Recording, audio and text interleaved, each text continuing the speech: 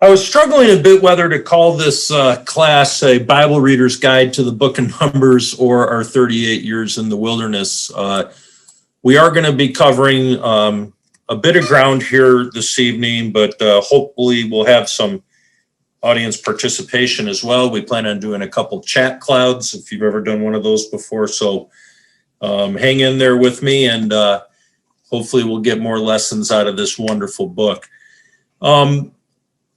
As we dive into the book of Numbers in our daily Bible readings, we're told right in Numbers 1, verse 1, that, the time frame is at the first day of the second month in the second year since the people came up out of Egypt. So really what we're dealing with here in Numbers is this last 38 years of the 40-year wilderness wanderings. And it was indeed time to head to the promised land, and the people started to make preparations to head to the promised land. We see in Numbers 10, verses 11 and 12, and it came to pass on the 20th day of the second month in the second year that the cloud was taken up off the tabernacle of the testimony, and the children of Israel took their journeys and started heading into the wilderness away from Sinai. So if you remember back in chapter 1, verse 1, it was the first day of the second month, and now we're at the 20th day of the second month. So they didn't waste any time in beginning their journey into the wilderness. And, there was a tremendous amount of preparations made. We have all these chapters, very long chapters that can sometimes turn us off a bit to the book of Numbers, but there was a census and arrangement of the camp, organization of the priests and Levites, and the list goes on.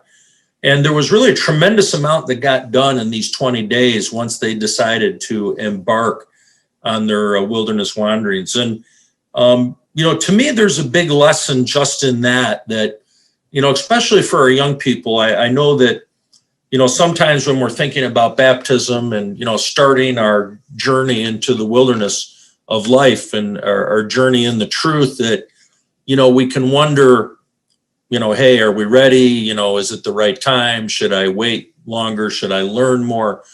Really, the Israelites did not waste any time here. Once they decided to start, it was 20 days and boom, they were gone. And a tremendous amount happened in those 20 days. If you really think about it, in the New Testament, there's really not that much that's spoken of as being a prerequisite for deciding to start that journey in the truth. Certainly you need to understand, you need to be of an age where you can believe, but then as long as you're sincere and give an answer of good conscience, you're ready to go. Now, does that mean your journey will be perfect? Absolutely not. There will be bumps in the road, just as the Israelites had bumps in the road. But I think there's a hidden exhortation here in the short time frame from when they decided to leave Sinai to when they did leave Sinai, that, when we decide to start that journey, don't delay. Take on the saving name of Christ and get started. Another key, just quick exhortation from this first part of Numbers is the fact that we need to live a God-centered life. The arrangement of the camp was completely surrounding the tabernacle, and the Levites kind of formed an inner ring that surrounded the tabernacle, and then the tribes themselves camped on the outer perimeter, and everything was around that tabernacle. And if you delve into the tabernacle itself, it's all about our approach to God in our lives. I was just having a conversation with my neighbor across the street this afternoon, and he was asking us, I think I mentioned this morning, we're planning on taking a little trip down south coming up, starting this Thursday, God willing. And he asked me when we're driving home, and I said, well, we're going to be driving home on Easter Sunday, because that's just how the itinerary worked out. And he was just like, how on earth could you be driving home on Easter Sunday? You should be at church that day.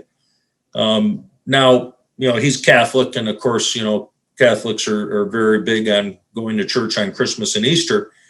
But, it got me to thinking, how blessed we are that we don't need to worry about driving home on Easter Sunday because, really our ecclesial life, and this is such a huge blessing of ecclesial life, really gives us this idea of having a God-centered life. We have so many opportunities. We go to meeting every Sunday. We have opportunities like this, midweek class, Sunday school, CYC.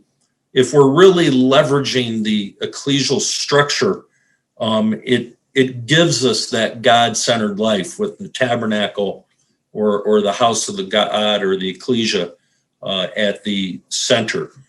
So we should never feel like the ecclesia is kind of off to the side or kind of a tangential part of our life, but it as a central part of our life, as these verses state, put God first, set your minds on things above, fixing our eyes on Jesus, the pioneer and perfecter of our faith. And of course, that's what we learned this morning, wasn't it, with the offering of the red heifer, that was the pivot point, if you will. That was the transition point from the old generation, natural Israel, to the new generation, spiritual Israel. And that pivot point was the blood of Christ mixed with the waters of purification.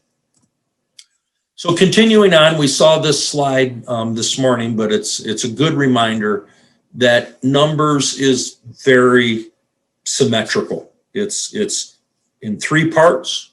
The first generation leaving Sinai, Israel's 38 years in the wilderness, and the second generation on the plains of Moab, natural Israel transitioning to spiritual Israel. And we'll see more symmetry in a bit, but today we're going to focus on this transitional period. What really changed? What were some of the things that the first generation was doing wrong?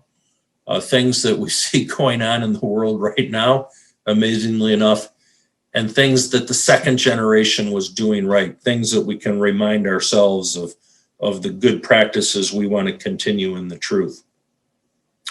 So we looked at 1 Corinthians 10. This morning we'll look at the other famous verse in the New Testament that basically tells us that these wilderness wanderings are our wanderings. The book of Numbers is essentially about us. It's about our life of wandering in our wilderness as we grow and mature in the truth. Just looking at verse 38 there, speaking of Moses, this is he that was in the church in the wilderness. That's the Greek word ecclesia. And the ecclesia was in the wilderness with the angel which spake to him in the Mount Sinai, and with our fathers who received the lively oracles that were given to us. So it's the Stephen is pointing us to this time and saying that's your time. Take a look at this. So Israel's 38 years in the wilderness will be the focus for this study. We once again, we talked about the pivot point this morning, the offering of the red heifer. And now we'll take a little bit of a broader look at chapters 11 through 21. And we'll just be hitting some highlights. Obviously, that we don't only have so much time here, so we'll just be hitting some highlights that'll hopefully whet your appetite for really enjoying and reading through this book in our daily Bible readings as we proceed throughout March and April. The Israelites spent 38 years in a fairly confined area. I don't know if you can see my pointer or not, but they were mostly in between this area of Kadesh Barnea and this area of Elath at the tip of the eastern arm of the Red Sea. This is where they were for 38 years, and it wasn't a terribly big area, only about 150 miles across. And you might say it was a grind. And as a matter of fact, you can definitely say it was a grind. It was kind of like the dog days, if you will, of their lives in the truth.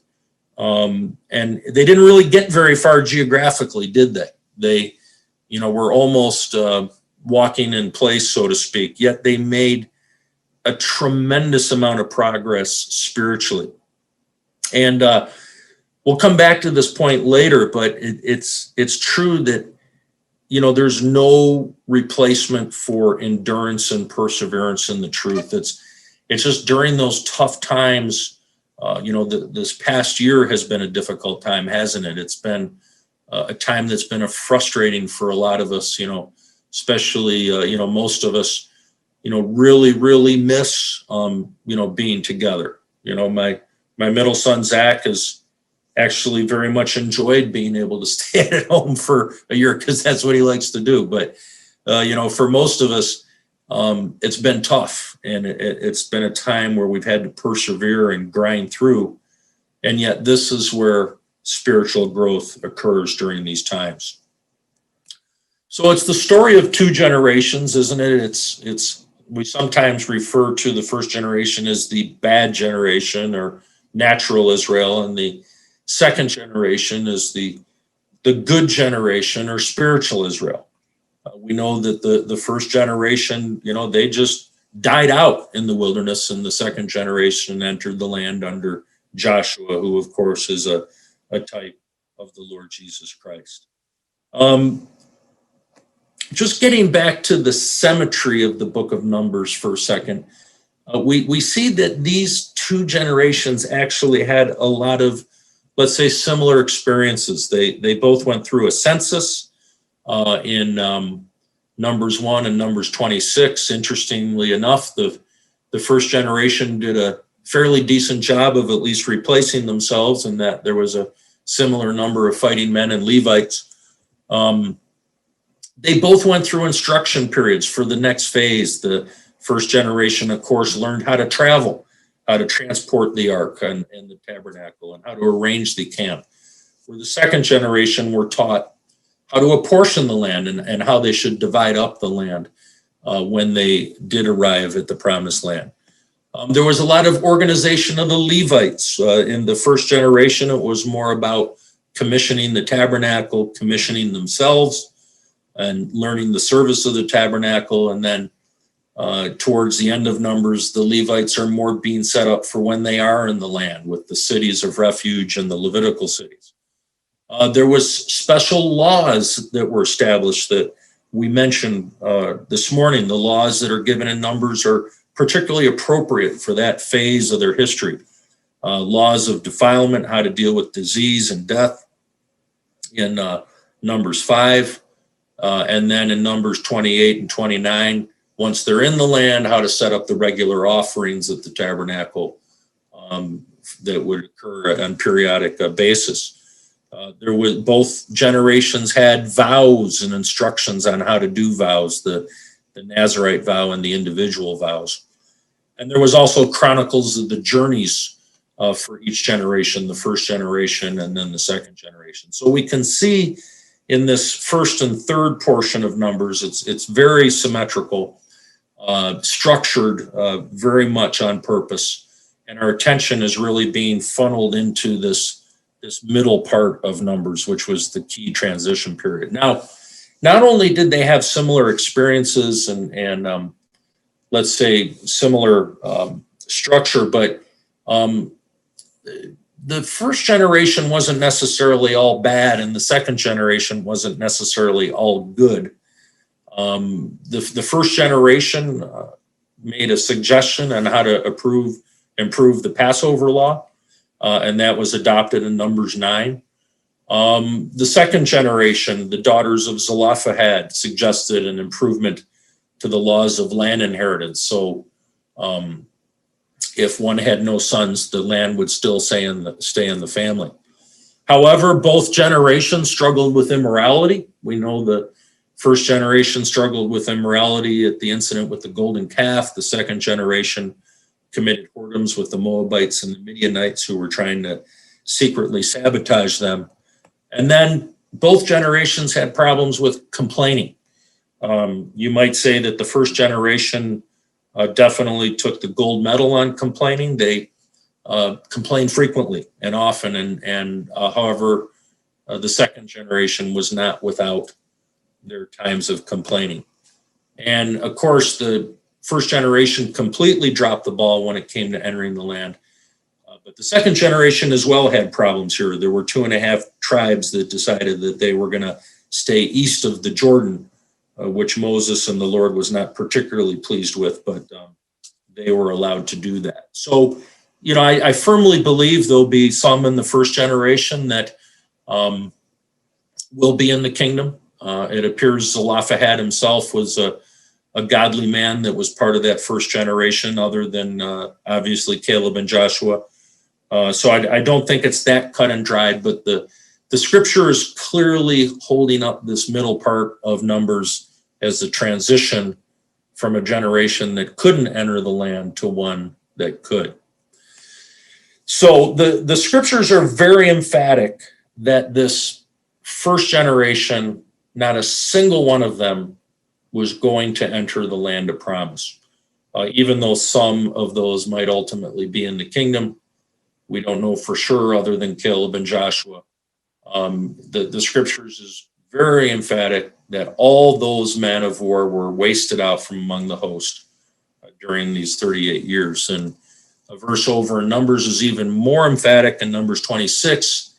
There was not a man that was in this second numbering on the plains of Moab that was part of the first numbering in Numbers chapter 1, save Caleb and Joshua. So the scripture is really drawing our attention to this type that the first generation failed and then the second generation succeeded in entering the land of promise. So this is where I was hoping we could have some audience participation. So if you've ever done a chat cloud before, I'm going to ask you a question and you got to respond in one word. So if you, I'll try to find the chat window here. And here we go. Okay, so hopefully this will work. If folks, in one word, the question is, what caused the first generation to fail? What was the root cause of their failure to enter the land of promise? So you got one word to do it, and if you can just start going, and we'll see what everyone has to say. Unbelief, excellent. Fear, beautiful. Doubt, more fear, unfaithful. So you guys are good at this. You've probably done this before. Flesh, unbelief, selfishness, excellent. Very good. So you guys have obviously read Numbers before. Yeah, those are good answers. Those are all right on the spot. Scared, excellent. Very scared. That goes along with lack of faithfulness. Trust, yep. They trusted themselves. They didn't trust in God. Yeah, very good. Excellent. We'll have a couple other of these as we go. Sin, beautiful. All right, we're going to kind of latch onto that last one, sin, as we proceed here. So what I've done is I've kind of come up with 4 reasons why this first generation just didn't seem to be able to cut it. And the first reason is they spent a lot of times looking backwards to, let's say, the sin of Egypt. So that was a good one that was thrown in there. It's interesting. We won't turn these verses up, but if you kind of progress through them, they start out saying, look, we were really better off in Egypt. We're just going to die out here. Then they really start longing for the flesh pots and the bread of Egypt. Then they appear to be getting really hungry because they start talking about the cucumbers, the melons, the leeks, the onion, the garlic. And then, by the time you get to Numbers 14, they're like, look, let's just elect a captain and return to Egypt. And then, interestingly, in Numbers 16, they start referring to Egypt as the land that floweth with milk and honey. So they're actually looking back to Egypt as their promised land. They've almost made a full U-turn. Now, we know, brothers and sisters, that, the world wants to be our kingdom, right? That's what marketing is all about these days, is is trying to make the world so attractive that that's what we go for, and that's what we want. That becomes our kingdom in life, and that's clearly what had happened to the first generation. Is they made this commitment and then started looking back to their prior life and to what the world had to offer. I just will share with you a quick story that really brought this home to me. Years and years and years ago, we were down at Disney World, and we were standing in front of a park that was called the Magic Kingdom, waiting to enter. And one of the boys, I think it was Caleb, he was quite young at the time. He was probably only 4 or 5. He looked at me and he was like, "Dad, is this the kingdom?" And it really, to be quite honest, struck a chord with me that, hey, wait a minute, that's exactly what the world's trying to do. They're trying to be our kingdom. And of course, we have to, kind of shun that pull that the world is putting on us, and have that vision of the kingdom, be looking to the other side of the wilderness, to the promised land. The Apostle Paul makes this point really well in Philippians 3, where he says, "Brethren, I do not consider that I have made it my own, but one thing I do, forgetting what lies behind and straining forth to what lies ahead." And that phrase, straining forth, is from a Greek phrase that it's really talking about a runner that's reaching for the finish line. And basically the point the Apostle Paul is making is you can't run a race looking backwards.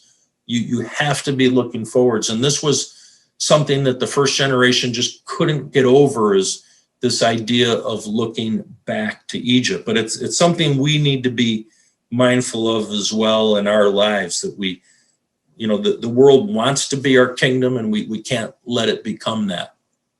The second generation talked about Egypt a little bit, but that died out pretty quick. It was really the first generation that was looking back to Egypt. And it got so bad that God wanted to start over with Moses on 4 separate occasions, if you can believe it.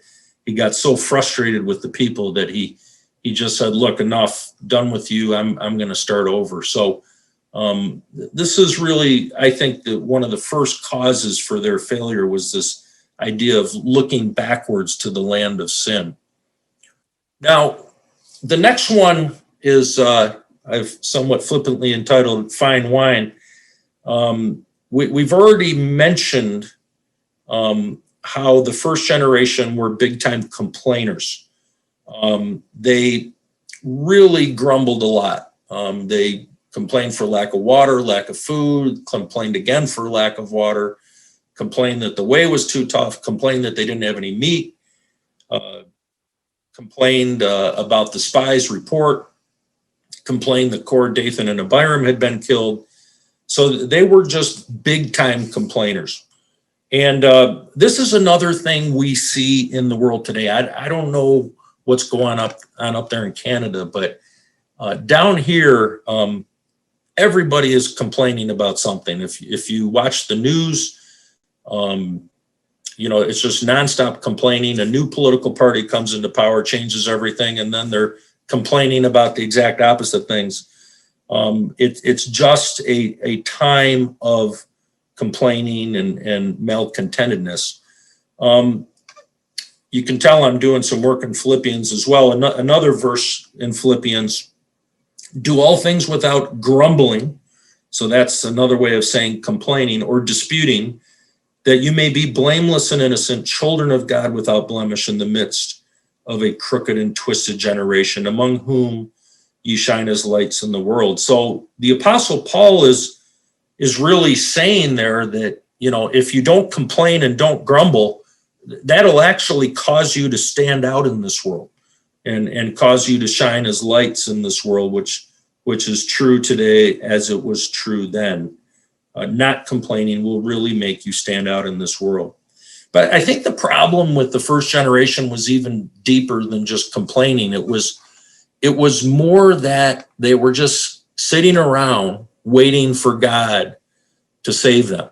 And, when that didn't happen, they complained.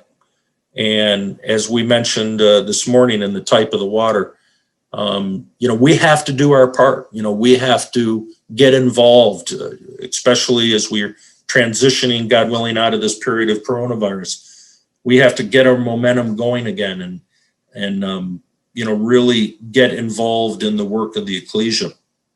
I remember talking to my dad one time and saying, just confessing that I was, going through a bit of a low point in the truth and what could I do? And, he quoted that verse that actually was in our exhortation in Ann Arbor this morning, which is where your treasure is, there will your heart be also. And it didn't say where your heart is, there will your treasure be, but where your treasure is, there your heart will follow. So the idea is if we prioritize the things of the ecclesia and the things of the truth, our heart will follow, but we need to get involved. So, to me, the lesson about the complaining here was it was more an attitude of inactivity or an attitude that, God was going to do everything for them. And when that didn't happen, they murmured and complained. There's a lot of great verses about the fact that, we just can't stop doing bad. We have to start doing good. We have to replace that time with work in our Lord's service. Just one great verse, Ephesians 4, verse 28. Let the thief no longer steal, but rather let him labor, doing honest work with his own hands, so that he may have something to share with anyone in need. So the thief stops stealing, starts working so that he can be generous with others, taking the former bad activity, not just turning it into inactivity, but turning it to good activity. Now, the next one was just a complete and total amazement to me. I was listening to some talks on Korah, Dathan, and Abiram, and this one is just amazing because it's so much happening today. We'll just turn over to Numbers 16, verses 1 through 3. And we won't spend a lot of time on it, but it's the incident of Korah, Dathan, and Abiram. Now Korah, the son of Izhar, the son of Kohath, the son of Levi, and Dathan and Abiram, the sons of Eliab, and On, the son of Peleth, sons of Reuben, took men, and they rose up before Moses. Moses was certain of the children of Israel, 250 princes of the assembly, famous in the congregation, men of renown. And they gathered themselves together against Moses and against Aaron, and said unto them, Ye take too much upon you, seeing all the congregation are holy, every one of them, and the Lord is among them. Wherefore then lift ye yourselves up above the congregation of the Lord. Now, if you really read that verse 3 there, I always thought Korah, Dathan, and Abiram was just three rebellious guys that, were sick and tired of, doing what Moses and Aaron told them to do. It's actually a lot more than that. Number one, Korah takes with him 250 princes of the assembly, and these weren't just princes of Levi, these were princes of all the various tribes throughout Israel. And, basically, we see later in the chapter that they took up censers and burned incense. They were challenging God's appointment of the tribe of Levi and Aaron and his family as the priestly tribe. So Korah was basically challenging Aaron, and not only challenging Aaron, but challenging God's appointment of the Levites as the priestly tribe. And Dathan and Abiram were of the disgraced firstborn son Reuben, who were challenging Moses as the leader of the congregation. They were saying, no, we should be leaders. And they actually disobeyed Moses later on in the chapter when Moses summoned them. So Korah, Dathan, and Abiram were basically challenging Aaron and the Levites as priests, challenging Moses as the prince of Israel, the divinely appointed leader. They were basically challenging everything that God had sent up. They were just tearing it all down and rebuilding it their own way. And that phrase in verse 3 is just amazing. All the congregation are holy. It's easy to just blow past that phrase, but Isn't that nothing more than the modern doctrine of humanism, that man is good and therefore he can invent his own definition of right and wrong? That's exactly what's going on here, brothers and sisters and young peoples. And, boy, do we ever see that today. This is a full-on movement today. We don't need to go into all the specifics, but man is rewiring the moral compass right now. He is redefining what is right and what is wrong, which frequently in complete opposition, 180 degrees opposed to what God has defined as right and wrong. So this rebellion of Korah, Dathan, and Abiram really underlies a fundamental problem with the people, where they were really questioning that what God had said was right. And they were starting to reinvent the wheels, so to speak, and kind of come up with their own rules, so to speak. So that was another major thing that was holding the people back. And then what a lot of you mentioned in our first chat cloud was this idea of lack of faith. And whether this was one of the effects or one of the causes, or maybe the effect of the other causes, they got an F- in faith, didn't they? And we won't read through the verses, but because we want to spend a little bit of time on the second generation, but it was a total fail in Numbers 13. The spies went in, they came back, they said, yes, it's a land that flows with milk and honey. We agree with that, but the people are strong, the cities are walled. There's these sons of Anak, these funny looking tall guys with long necks. But then they just start talking about the regular people, the Hittites, the Jebusites, the Amorites, and Canaanites. Just the regular inhabitants are scary and intimidating. Caleb, of course, tried to settle them down, but the 10 spies came back and said, no, they are stronger than us. And in verse 32, it uses this word evil report. It's the idea that they were even exaggerating. They were lying on how bad the situation was. And ironically, they said the land will eat us, where they were supposed to be the ones eating of the land. And they were like grasshoppers compared to these giants. So, it was just a total fail. Now, if we're being honest with ourselves, there have been times in our lives when we've gotten an F in faith, probably so. At least speaking for myself, I know there's times where I really feel like I had an opportunity to be faithful, but I just didn't take that opportunity. Okay, so we get to the inflection point, and then they start turning things around. So let's do another chat cloud here, and let's talk about one-word responses to what did the second generation do? How were they different? How did they start heading in the right direction, where this first generation, just made a total mess of things? So start throwing your responses. Hopefully everyone's still awake out there. And what can we say about this second generation? How were they different? Vision, excellent. Belief, excellent. Those are two of the big ones. Obey, very good. Some good responses so far.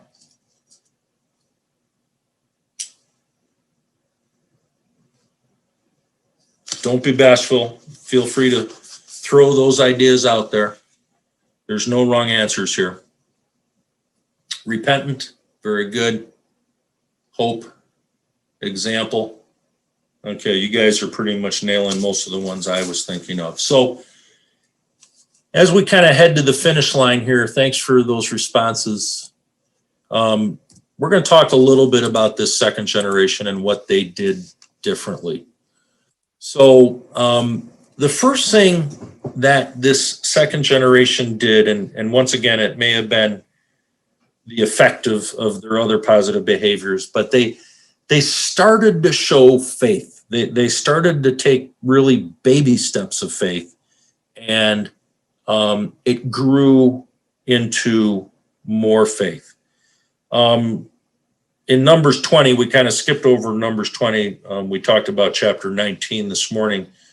Numbers 20 is where Edom refuses them to pass through their land. So they got to do this big U-shaped travel pattern right around the territory of Edom and come up the east side. And the first thing that happens is this King Herod attacks them. And, you can see the people are quite stressed out that Herod attacks. And it says in verse 2 that they vowed a vow unto the Lord. And it seems like they were quite nervous about this prospect of this king attacking them. But they vow a vow to the Lord. And sure enough, the Lord hearkens to them and delivers Herod into their hands. So they kind of took this first baby step of faith. And that can be the way it is in our lives sometimes, brothers and sisters, at least in my own, that, sometimes we just need to start small and find ways to start trusting God and build that confidence that God will take care of us and will, fill in the gaps and deal with situations that we expose ourselves to by being faithful. So this was their first baby step of faith. And then, sure enough, the people, start heading south, doing that big U around the land of Edom, and they get discouraged. And it means they were cut short or impatient, and they actually do hark back to the land of Egypt in verse 5 of chapter 21. And this is the last time they did that, but they did do it. And of course, God sends the fiery serpents among them, which is another just fantastic metaphor of the Lord's atoning work. And we know the bite of sin, the bite of the serpent is synonymous with sin that leads to death. In 1 Corinthians 10, it said this was a time that they tested Christ in the wilderness. But notice what they say. They say something they've never said before, which is, we have sinned, in verse 7. First time they've said that. So they complain, but then they quickly realize, you know what? We've sinned and we need to change. And we know the story where Moses lifted up the brazen serpent on the pole as a standard or ensign to look up to. And we know that's a direct symbol. The Lord Jesus quotes that verse about himself as the bronze serpent was lifted up in the wilderness. So shall the Son of Man be lifted up. And we need to look on him in belief, which is what the people were invited to do, to look on that bronze serpent in belief. So another great type of the atoning work of Christ. So then the people continue up the east side of the Amorites here. They've shown a baby step of faith, and they've shown the ability finally to admit that they were wrong and they needed to change. And then this amazing little section of verses comes along that Brother Craig read for us this evening. That I don't know if you noticed that, they went to Beer, that is the well where the Lord spake unto Moses. And in verse 18, apparently there was a shortage of water. What would the first generation have done? Guaranteed complain.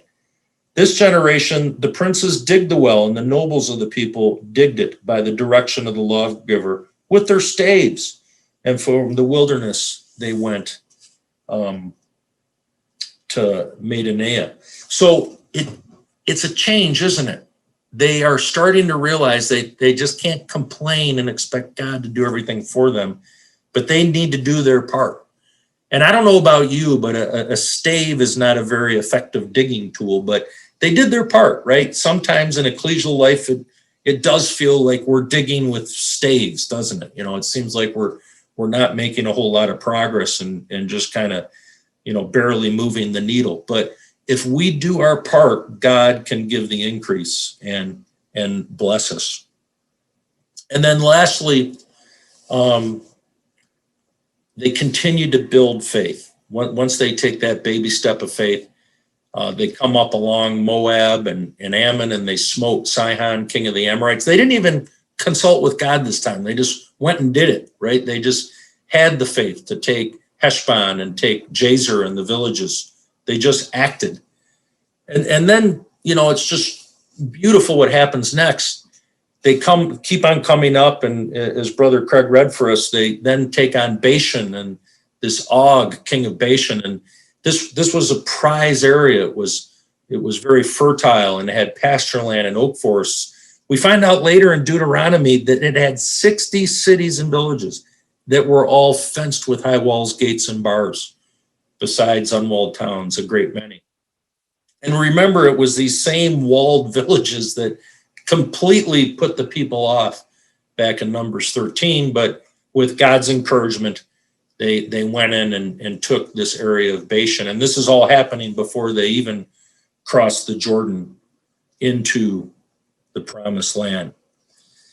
So just a quick word about this baby steps of faith and growing faith in our lives. You know, if we look at sequences in the New Testament where faith is included, we have the Word of God, hearing, and faith. That's one sequence we're given, and certainly the Word of God is critical to our faith. We have faith, hope, and love. Faith can lead to the virtues of hope and the greatest virtue of love. But then we have that verse in James 1, verse 3, where it's really trials that bring faith, that develop patience, that make us complete or spiritually mature. So, you know, if we're thinking that this last year has been a tough time, and I know it's been a tough time for all of us, it's there for a reason, isn't it? It's there to grow our faith. In Deuteronomy, we're told that, you know, the trials in the wilderness were brought to humble and prove them and to develop their faith. You know, even the leadership struggled. We saw how Aaron and Miriam struggled this morning. Even Moses struck the rock at Kadesh, didn't he, and struggled during this time. The life and the truth is not easy, even for the strongest among us, and yet we can grow in faith during these difficult times. So just to summarize, I think that these are really the key differences between the first generation and the second generation. The first generation was weak in faith. They did not trust God to help them. The second generation took baby steps in faith, and their faith became contagious. Just like David's faith became contagious, their faith became contagious to the point where they were taking on much bigger giants. Cord, Dathan, and Abiram, just incredible. I never realized this before. It wasn't just a power grab. They contradicted the divine appointments of the Levites in Moses' leadership. They were humanists. God is wrong and man is right. The second generation, they made mistakes, but they repented when they did. They held to what we know is true, that righteousness is of God and we are sinners. The first generation frequently complained and didn't do their part when challenges arose, where the second generation started to get involved in solving the problem and understood God would provide the ultimate solution. But that's the water effect, going back to the offering of the red heifer. And I have to tell you, brothers and sisters and young people, I just did not realize all this was in the book of Numbers. But, you know, the more things change, the more they remain the same, isn't it? These are the exact same problems we see in the world today and the exact same solutions we can see in the ecclesia today. And then lastly, they looked back to Egypt, where the second generation looked forward to the promised land and had a vision of their life there, something that is just so important. So just a quick final chat cloud. Maybe name some people or groups of people that had a vision of the future in this last section of Numbers. This one might be a little tougher, but think of some of the people that are brought up in the last half of Numbers and how did they show that they had a vision of the kingdom. The daughters of Zelophehad, all right, my favorite. You guys are on it. The daughters of Zelophehad had a tremendous vision of the kingdom, and they wanted to make sure that they were not going to be ruled out of their inheritance by the fact that the Zelophehad had no sons. Who else had? Caleb. Did the Lawrences put in Caleb? Fantastic. Caleb had to remind Joshua and the elders that, hey, you said I was going to get this area of Hebron. Now I'm coming to make good on that promise. Ironically, even Balaam, who was maybe not the most upstanding character, through God prophesied that a king would come from Israel and prophesied of Israel being settled in the promised land. So that's all we have time for. Joshua, oh my goodness, absolutely Joshua. He was another that it says the Spirit of God was in him, right? And he was the one, the type of Jesus that led them into the land of promise. Other faithful men like Phinehas, remember Phinehas who made the stand against immorality in the camp of Israel. All I can tell you, brothers and sisters, this is a fantastic book. I never realized before that, just how much Numbers is a guidebook for our walk in the truth. And I hope you enjoy reading it.